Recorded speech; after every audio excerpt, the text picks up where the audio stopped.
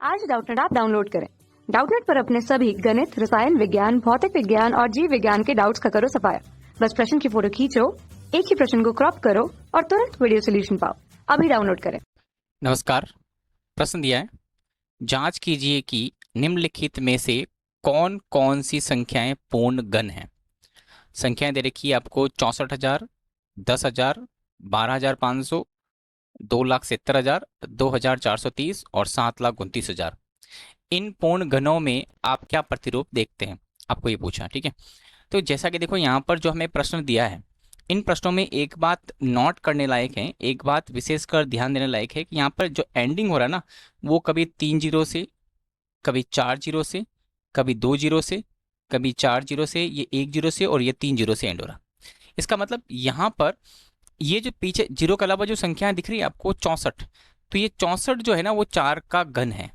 ठीक है, हमें 1 से लेकर 10 तक के घन याद होने चाहिए, तो इसमें ये 64 जो है वो 4 का घन है। मैं एक बार घन यहाँ लिख देता हूँ ताकि आपके नॉलेज में रहे।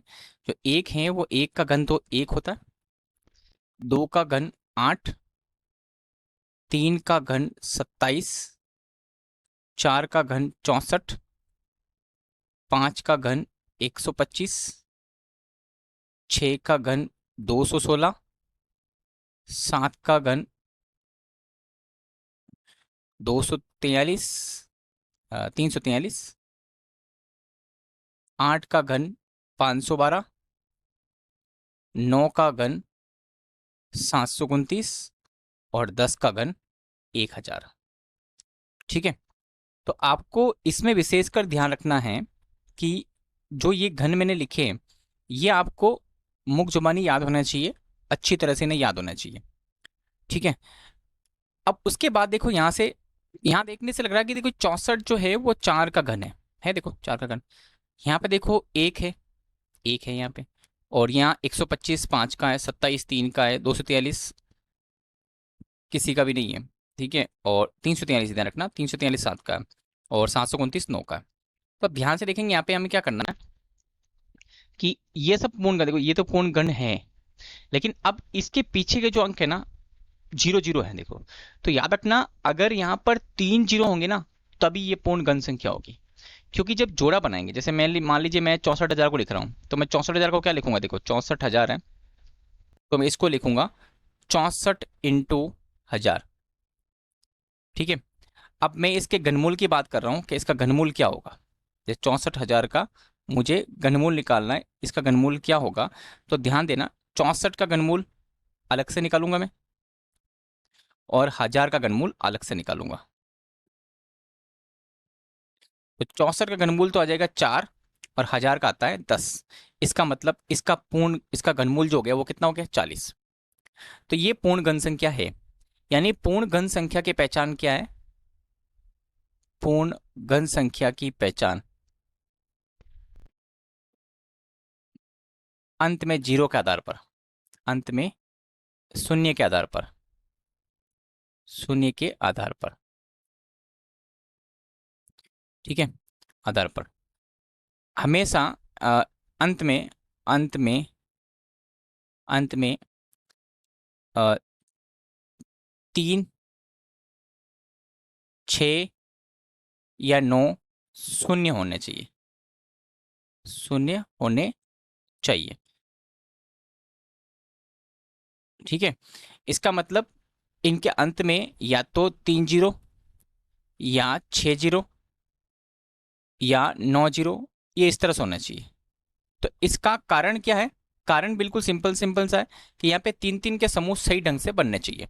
अगर बनते हैं तो वो क्या होते हैं, पूर्ण घन संख्या होगा। ठीक है, और शुरुआत में पूर्ण घन संख्या होनी चाहिए, शुरुआत में पूर्ण। तो अब यहाँ पर देखो ध्यान से देखेंगे हम, यहाँ पे किस किस का पूर्ण घन संख्या कहेंगे हम। देखिए कौन कौन संख्या दे रखी है, मैं एक बार वापस लिख देता हूँ। यहाँ पे पहली संख्या दे रखी है आपको 64,000, दूसरी दे रखी है आपको 10,000, तीसरी दे रखी है आपको 12,500, चौथी दे रखी है आपको 2,70,000 और फिर आपको दे रखी है 2,430 और लास्ट में आपको दे रखी है कितनी, 7,29,000। ठीक है, अब देखिए यहाँ पे क्या होगा, ध्यान से देखेंगे तो यहाँ पर ये 3 जीरो है, ये पूर्ण घन है, इसका मतलब ये पूर्ण घन संख्या है, पूर्ण घन है। आगे बात समझ में, ये पूर्ण घन संख्या है। उसके बाद देखो यहाँ पे, देखो यहाँ 3 जीरो है, लेकिन ये पूर्ण घन संख्या नहीं है, नहीं है ना, इसका मतलब ये पूर्ण घन नहीं है, पूर्ण घन नहीं है। ठीक है, उसके बाद यहाँ देखिए, यहाँ पे तो ये पूर्ण घन संख्या है, बट यहाँ पे 2 जीरो ही है, यहाँ पे ये 2 जीरो ही है ना, इसका मतलब ये पूर्ण घन नहीं है, पूर्ण घन नहीं है। ठीक है, उसके बाद यहाँ देखिए, यहाँ पे देखो 27 तो पूर्ण घन संख्या है, लेकिन यहाँ पे 4 जीरो आ रहे हैं, इसलिए ये भी पूर्ण घन संख्या नहीं है। अगर 3 जीरो होते ना तो हो जाते हैं, पूर्ण घन नहीं है। ठीक है, उसके बाद यहाँ देखिए, ये तो पूर्ण घन संख्या है ही नहीं, पहले बात तो पूर्ण घन नहीं है। उसके बाद यहाँ देखिए, ये पूर्ण घन है, ये भी पूर्ण घन है, तो पूर्ण घन है। ठीक है, तो यानी अर्थात इसके अंदर पूर्ण घन संख्या कौन कौन सी हुई, एक तो 64,000 और एक 7,29,000। बस ये 2 पूर्ण घन संख्या ही इसके अंदर, इन ग्रुप के अंदर है। ठीक है, पूर्ण घन संख्या है। तो इसका कारण क्या है, इसका कारण बिल्कुल सिंपल है कि इससे पूछा है इन पूर्ण घन संख्या में आप क्या प्रतिरूप देखते हैं, तो इनमें प्रतिरूप यही है कि इनमें इनके पीछे 3 जीरो है ना, या 3 होंगे या 6 होंगे, 9 12 जीरो ऐसा होना चाहिए, यानी 3 के जोड़े पूरे पूरे बनना चाहिए, और बाकी का जो संख्या है ना वो पूर्ण घन संख्या होनी चाहिए।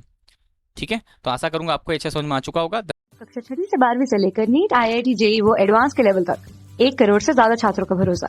आज ही डाउनलोड करें डाउटनेट ऐप या व्हाट्सएप करें अपने सारे डाउट्स 8400 400 400 पर।